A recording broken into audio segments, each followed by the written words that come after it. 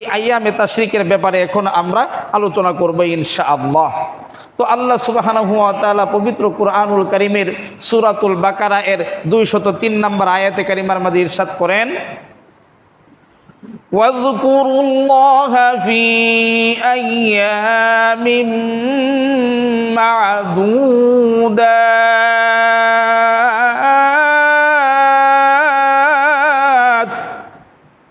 ওমের মুহতারাম ভাইও, আল্লাহ সুবহানাহু ওয়া তাআলা পবিত্র কুরআনুল কারীমের সূরাতুল বাকারা এর 203 নম্বর আয়াতে কারিমার মধ্যে ইরশাদ করেন, ওয়াযকুরুল্লাহ, তোমরা বেশি থেকে বেশি পরিমাণে আল্লাহ তাআলার জিকির করো, আল্লাহ তাআলাকে স্মরণ করো। ফি আইয়ামিন মা'দুদাত, গণাগন্তি নির্দিষ্ট কয়েকটা দিন, গণাগন্তি নির্দিষ্ট কয়েকটা দিন বেশি থেকে বেশি পরিমাণে আল্লাহ সুবহানাহু ওয়া তাআলার জিকির করো। এই যে এই আয়াতে কারিমার মাঝে আইয়ামে মা'দুদাত বলা হয়েছে, বলে এই আইয়ামে মা'দুদাত দ্বারা উদ্দেশ্য কি? বলে এই আইয়ামে মা'দুদাত দ্বারাই উদ্দেশ্য হলো আইয়ামে তাশরিক। বলে দলিল কি? চলেন না আমরা রাইসুল মুফাসসিরিন হযরতে আব্দুল্লাহ ইবনে আব্বাস রাদিয়াল্লাহু তাআলা এর সনদ শুনে আসি।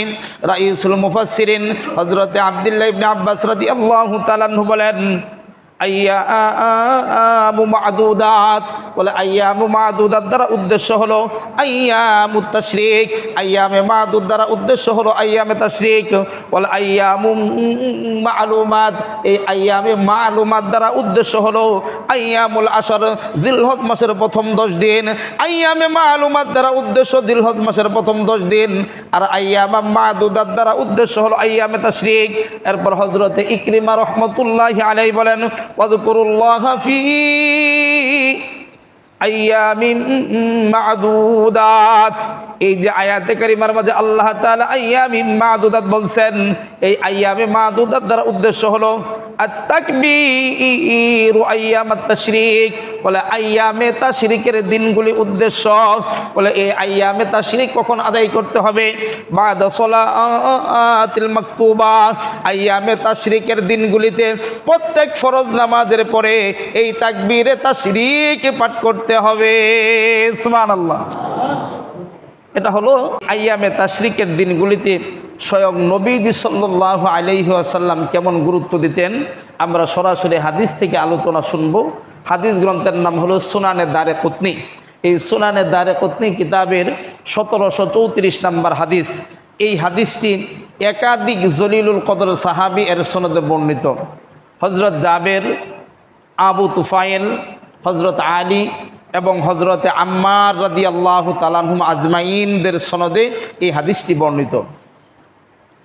আন্নান নবী সাল্লাল্লাহু আলাইহি ওয়াসাল্লাম, ও মেরে মুহতারাম ভাইও, নবীজি সাল্লাল্লাহু আলাইহি ওয়াসাল্লামের আদত ছিল, অভ্যাস ছিল, কানা ইউকাব্বারু, স্বয়ং নবীজি সাল্লাল্লাহু আলাইহি ওয়াসাল্লাম তাকবীর দিতেন ইয়াউমা আরাফাত সালাতাল গাদা, আরাফার দিন 9 জিলহজের দিন, আরাফার দিন 9 জিলহজের দিন ফজরের নামাজ থেকে শুরু করে আমার নবীজি সাল্লাল্লাহু আলাইহি ওয়াসাল্লাম তাকবীর দেওয়া শুরু করতেন। বলে এই তাকবীর কতদিন পর্যন্ত দিতেন? ওয়ায়াক্তাউহা সলাতাল আসরি, বলে নবীজি এই তাকবীর দিয়া শেষ করতেন সলাতাল আসরি, আসরের নামাজের পরে। বলে কোন দিন? আসরের নামাজের পরে। আখিরা আইয়ামে তাশরিক, আইয়ামে তাশরিকের যে শেষ দিন, আইয়ামে তাশরিকের শেষ দিন। এটার দ্বারা উল্লেখযোগ্য একটা কথা হলো ফিকহি হানাফি মাযহাবের প্রসিদ্ধ একটি ফতোয়ার কিতাব, যার নাম হচ্ছে ফতোয়ায়ে শামী। এই ফতোয়ায়ে শামী কিতাবের মর্মার্থ হলো একজন মুসলিমের জন্য, সে নারী হোক অথবা পুরুষ হোক, মুকিম হোক অথবা মুসাফির হোক, একা নামাজ আদায়কারী হোক অথবা জামাতের সাথে নামাজ আদায়কারী হোক, চাই সে ব্যক্তি ইমাম হোক, মুক্তাদি হোক, মুসল্লি হোক, নারী হোক অথবা পুরুষ হোক, মুকিম হোক, মুসাফির হোক, ইনফিরাদি হোক, এই কয়টা দিন?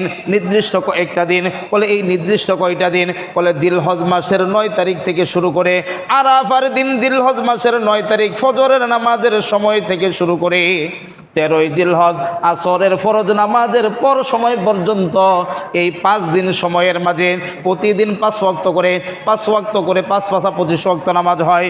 যেহেতু আসরের নামাজের ওয়াক্ত শেষ হয়ে যায়, বলে এই জন্য এখান থেকে 2 ওয়াক্ত বাদ দেওয়া হবে। তাহলে 25 থেকে যদি 2 মাইনাস করা হয় তাহলে হবে 23 ওয়াক্ত। এই 5 দিনের মাঝে মোট 23 ওয়াক্তের মাঝে প্রত্যেক ফরজ নামাজের পরে একবার করে তাকবীরে তাশরিক বলা মুসলমানদের জন্য ওয়াজিব। সুবহানাল্লাহ। বলে তাকবীরটা কি?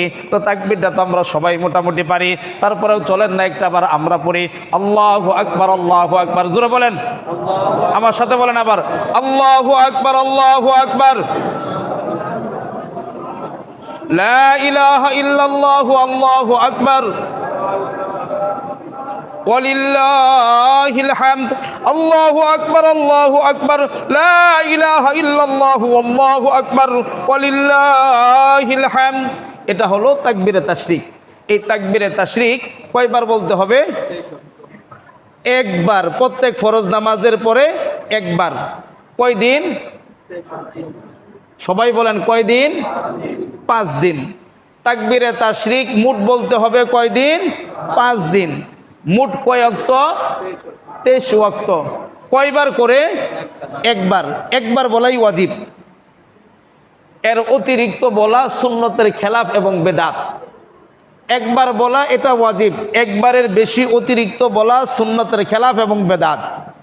হ্যাঁ, নামাজের পরে এরপরে যদি কোনো ব্যক্তি এটা জিকির হিসাবে বলতে চাই, করতে চাই, তাহলে করতে পারে, কোনো সমস্যা নাই। কিন্তু ফরজ নামাজের পরে একবার বলা এটাই ওয়াজিব। কিন্তু ফরজ নামাজের পরে আপনি যদি এটাকে যত বেশি পড়ব তত বেশি সওয়াব পাবো, এটা মনে করে অতিরিক্ত পড়া সম্ভব না। মনে করেন কথার কথা, এটা বোঝানোর জন্য সাথে আরেকটা মাসআলা না, একটা উদাহরণ নিয়ে আসতেছি। আল্লাহ তাআলার কাছে বান্দার সবচাইতে প্রিয় যেই কয়টি আমল, এই কয়টা আমলের মাঝে অন্যতম গুরুত্বপূর্ণ আমল হইল সেজদা। ঠিক না বে ঠিক? আল্লাহ তাআলার কাছে বান্দার যত পছন্দনীয় আমল আছে এর ভিতরে সেজদা হলো অন্যতম গুরুত্বপূর্ণ পছন্দনীয় আমল। ঠিক না? তো নামাজের মাঝে যখন আমরা আসছি সেজদা দেওয়ার জন্য, তো এখন যদি চিন্তা করি সেজদা তো খুব দামি আমল, প্রিয় আমল, তো সেজদার জন্য যেহেতু আমাকে কষ্ট করে উপর হইতেই হয়েছে, তাহলে 2টা কেন, আমি সেজদা একবারে 4টা দিয়ে দেই, ভালো হবে না খারাপ? কথা বুঝছেন আপনারা? যদি বুঝেন তাহলে হানা বলেন। তাহলে সেজদা যদি 2টার জায়গায় 4টা দেই, এটা ভালো হবে না খারাপ? খারাপ। কারণ শরীয়ত যেইভাবে বলছে সেইভাবে আমাদেরকে মানতে হবে। ঠিক তদ্রূপভাবে তাকবীর একবার দিতে হবে, এটাই শরীয়তের মাসআলা, এটাই হলো ওয়াজিব আমল। এখন আপনি যদি মনে করেন তাকবীর যত দেব আমার তো ততই মনে হয় নাকি, না, এটা সুন্নতের খেলাফ হয়ে যাবে। তাহলে তাকবীর কয়বার করে দিব? বলে একবার করে দিব ইনশাআল্লাহ। এরপরে আসুন প্রিয় ভাইয়েরা, এই তাকবীরকে কেন্দ্র করে গুরুত্বপূর্ণ কয়েকটা শিক্ষণীয় মাসআলা আমরা আলোচনা করি।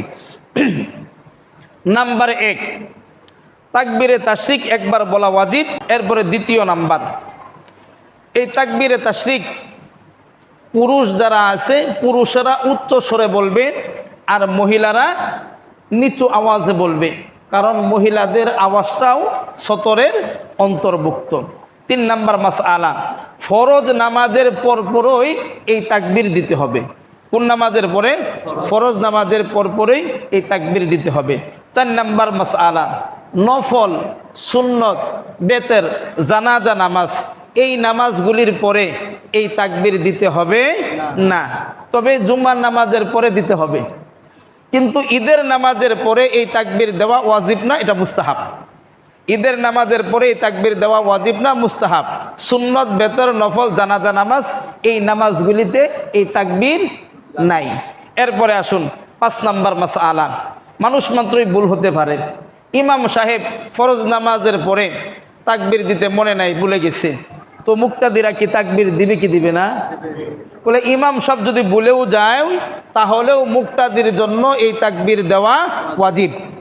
এরপরে আসুন 6 নাম্বার মাসআলা, এই তাকবীরে তাশরিকের দিনগুলিতে যদি কোনো ব্যক্তি মাসবুক হয়, বলে মাসবুক মানে, বলে মাসবুক হইল ওই ব্যক্তিকে বলে যিনি ইমাম সাহেবের সাথে এসে জামাতে নামাজ পড়ছে কিন্তু 2-1 রাকাত পাই নাই, এমন ব্যক্তিকে বলা হয় মাসবুক। মনে করেন এশার নামাজ 4 রাকাত, ইমাম সাহেবের সাথে পাইছেন 2 রাকাত, আর নিজেকে পড়তে হয়েছে আলাদা 2 রাকাত। এরকম আমাদের হয় কি হয় না? হয়, অ্যাভেলেবেল হয়। তো এই অবস্থায় করণীয় কি? বলে এই অবস্থায় করণীয় হলো ইমাম সাহেব সালাম ফিরাইয়া যখন তাকবীর বলে ফেলবে, তখন আমার যেই নামাজ বাকি আছে এই বাকি নামাজটুকু শেষ করে আমি তাকবীর বলবো। বুঝাইতে পারছি? আমার নামাজ শেষ করে আমি তাকবীর বলবো।